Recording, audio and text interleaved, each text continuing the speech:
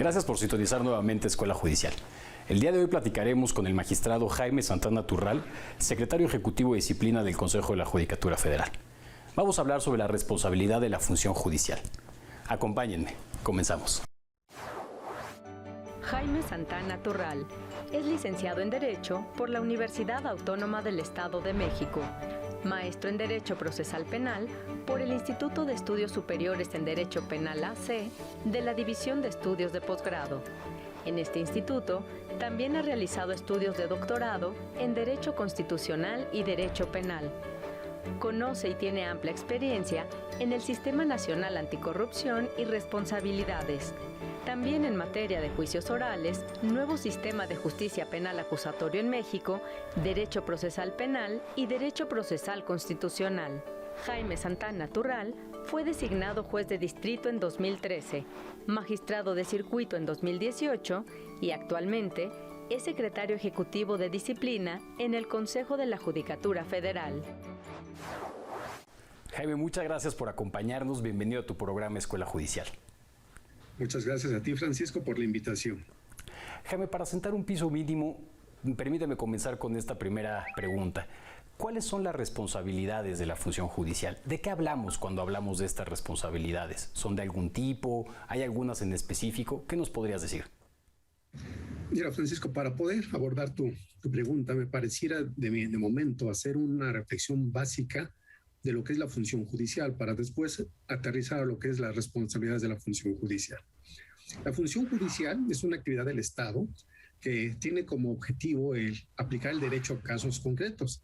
Esto es lo que se denomina como administrar justicia.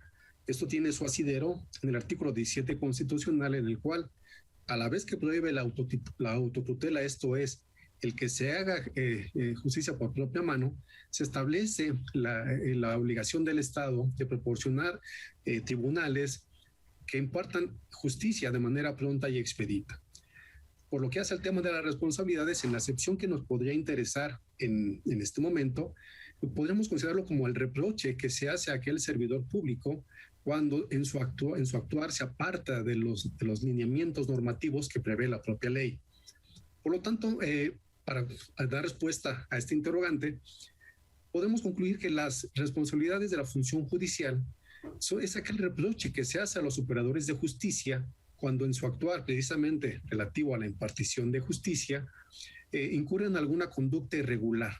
Puede ser de manera activa o de manera omisiva. Ese sería lo que es el tema de las responsabilidades de la función judicial. Francisco. Partiendo de esta idea, Jaime, que nos comentas de que la función judicial es precisamente un servicio público, te quisiera hacer una pregunta. ¿Existe un modelo de responsabilidades del servicio público homologado en México? ¿O bien el modelo que sigue el Poder Judicial en materia de responsabilidad es un modelo específico y único solo para el Poder Judicial? Tenemos un modelo homologado, Francisco, a partir de la reforma de 2015, en el cual se creó el Sistema Nacional Anticorrupción, se establece ya un modelo unificado en el cual para poder someter a cuentas a los servidores públicos. En principio, debo comentarte que el tema de responsabilidades de la función no solamente se limitan a funciones de carácter administrativo, también son responsabilidades políticas, civiles, penales, pero por lo que hace al tema donde yo me desempeño es de tipo administrativo. Este enfoque administrativo de responsabilidades administrativas tiene su asidero en la Ley General de Responsabilidades. Esta Ley General de Responsabilidades que se publicó con motivo de esta reforma que creó el Sistema Nacional Anticorrupción establece los parámetros, los pisos mínimos bajo los cuales todos los órganos del Estado, en cualquiera de sus ámbitos de niveles de competencia, están obligados a atender. Esta ley general ya establece ciertas características que deben cumplir los procedimientos, los órganos competentes, los términos, los plazos, de tal manera que ese modelo, que es un modelo homologado, es el que impera para todos los servidores públicos del Estado mexicano. Sin embargo, la propia Ley General de Responsabilidades Administrativas establece una facultad para los poderes judiciales, tanto federales como de las entidades federativas, de acuerdo, en las cuales establece la posibilidad de que establezcan su propia normatividad, tratándose de responsabilidades de carácter administrativo. Esto es, tenemos esa facultad, tanto el Poder Judicial como los poderes judiciales de los estados, para tener ese régimen especializado.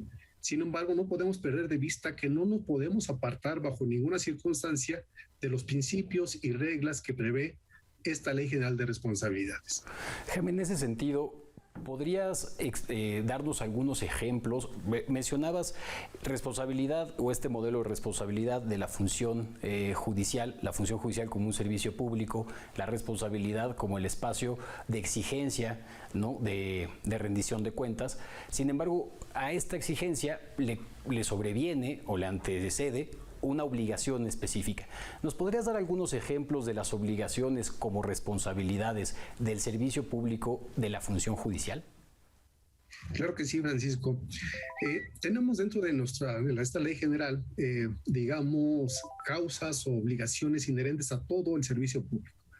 Pero el Poder Judicial de la Federación tiene causas de responsabilidad muy específicas, precisamente derivado de la función específica que hace. Toda vez que el servicio público que brinda el Poder Judicial, en este caso de la Federación, es la impartición de justicia. De acuerdo. Tenemos dentro del artículo 110 de la Ley Orgánica del Poder Judicial de la Federación las causas de responsabilidad que están enfocadas específicamente en caso de que exista algún desvío en el ejercicio de la obligación que estamos haciendo. Por ejemplo, no se puede, está totalmente vedado inmiscuirse con conductas que atenten contra la independencia judicial, inmiscuirse en otros asuntos, el tema de no permitir que las partes ejerzan debidamente sus derechos en los procedimientos en los que participen. Toda vez que somos juzgadores y tenemos que tener ese principio de imparcialidad, también nos está vedado emitir opiniones públicas sobre asuntos en los cuales nosotros tengamos que emitir una decisión judicial. También tenemos unas normas o unas causas de responsabilidad que, si bien no son estrictamente vinculadas con el servicio público, lo cierto es que se vio en la imperiosa necesidad de incorporarlas de manera ya más detallada, como el tema del combate al nepotismo. El combate al nepotismo como una forma de corrupción en la cual ya se establece por parte del Consejo de la Judicatura en su diversa reglamentación y específicamente en la ley orgánica ciertas reglas, ciertas prohibiciones que impiden precisamente que se continúe con nuestra práctica. Jaime, y finalmente, vamos a una pequeña pausa para poder regresar a platicar sobre las acciones en específico que se han emprendido para hacer valer este modelo que nos estás comentando. Por favor, en sus casas, en sus oficinas, donde nos estén siguiendo, no se desconecten. Apenas comenzamos. Esto es Escuela Judicial.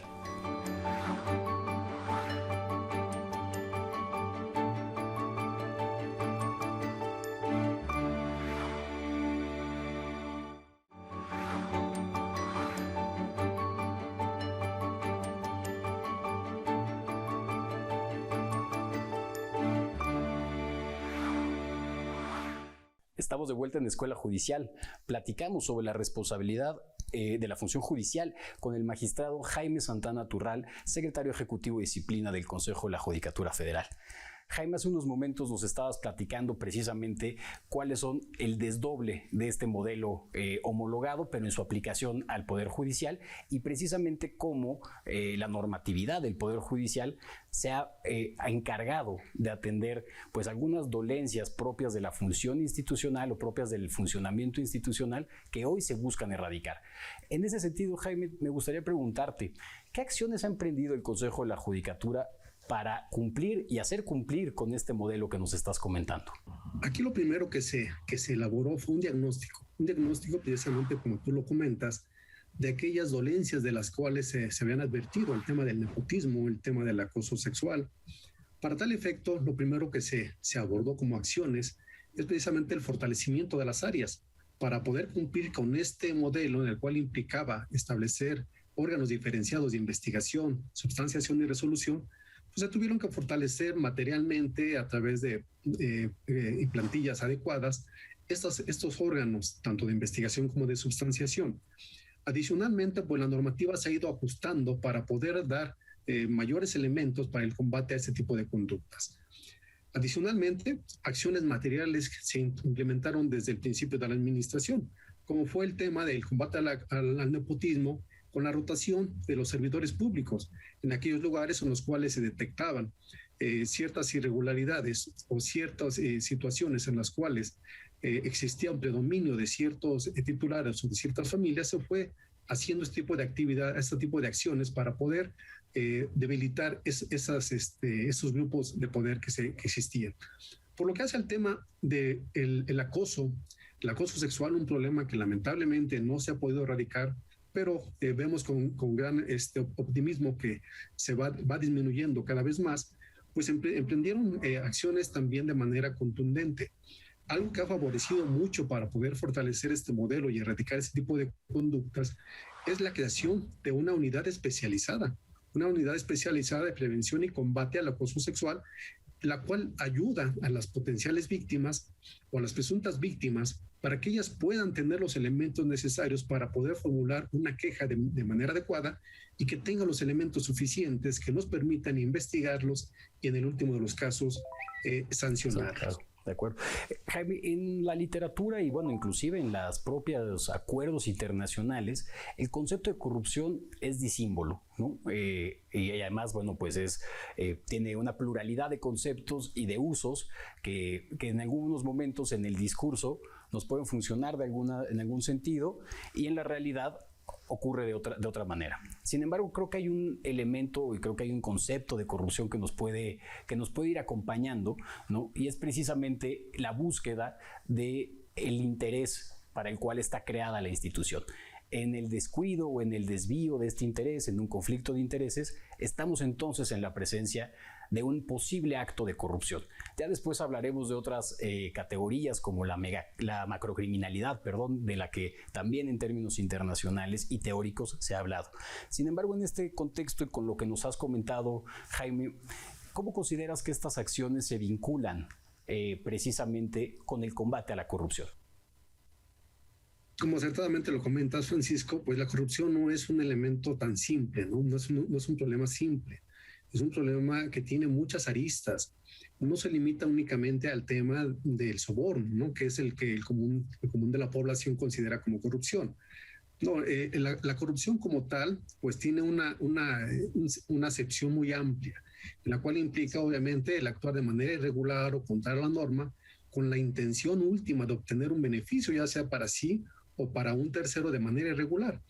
De tal manera que, bueno, el tema del nepotismo, que es un problema que nos ha quejado al Poder Judicial de la Federación, eso implica un acto de corrupción en sí mismo. ¿Esto qué impacta? No impacta en el adecuado desempeño o el adecuado servicio de la administración de justicia.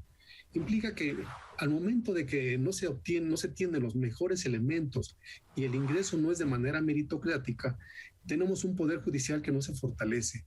Un poder judicial que no se fortalece por no tener los mejores elementos, toda vez que únicamente se da a través de ciertas amistades o relaciones familiares que no abonan en lo absoluto a poder fortalecer la impartición de justicia.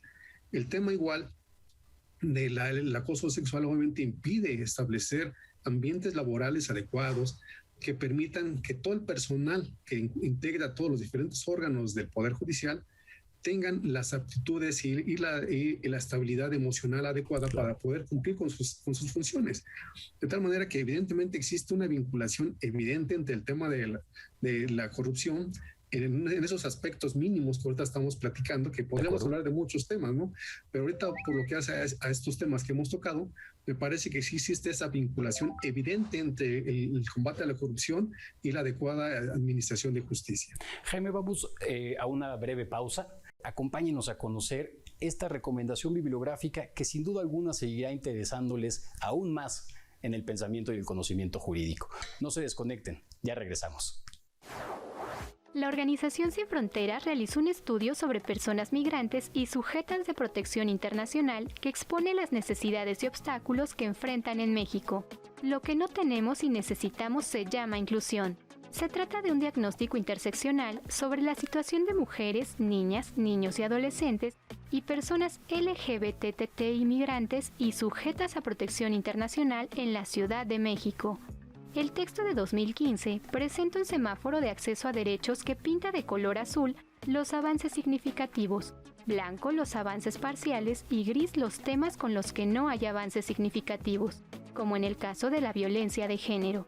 El lector conocerá cuáles son las medidas que se deben llevar a cabo para que los derechos de los migrantes sean respetados. Este libro está disponible en la Biblioteca Felipe Tena Ramírez de la Escuela Federal de Formación Judicial.